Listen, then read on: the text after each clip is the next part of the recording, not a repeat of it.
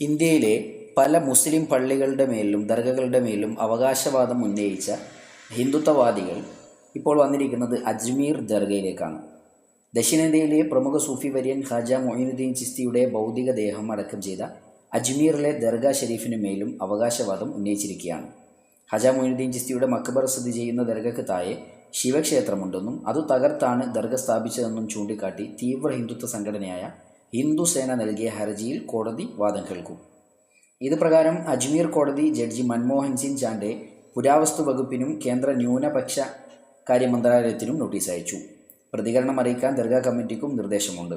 December 20-ന് case വീണ്ടും പരിഗണിക്കും. അതിനു മുമ്പായി നിലപാട് അറിയിക്കാനാണ് നോട്ടീസിലെ ആവശ്യം.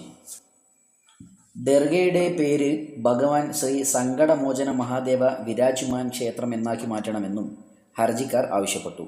13-ാം നൂറ്റാണ്ടിൽ വഫാത്തായ ഖാജ മൊയ്നുദ്ദീൻ ചിസ്തിയുടെ 813-ാമത്തെ ഉറൂസ് ജനുവരിയിൽ നടക്കാനിരിക്കെയാണ് കോടതിയുടെ നടപടി. സംഘപരിവാർ അവകാശവാദം ഉന്നയിക്കുന്ന യു.പിയിലെ സംബൽ ഷായി മസ്ജിദിൽ സർവേ നടത്തിയതിനെതിരെ പ്രതിഷേധിച്ച 5 പേരെ വെടിവെച്ചു കൊന്ന സംഭവത്തിൽ രാജ്യവ്യാപക രോഷമുയരുന്നതിനിടെയാണ് സുൽത്താനുൽ ഹിന്ദ് എന്ന വിശേഷണമുള്ള ചിസ്തിയുടെ ദർഗയ്ക്ക് മേലും അവകാശവാദം ഉന്നയിക്കപ്പെടുന്നത്.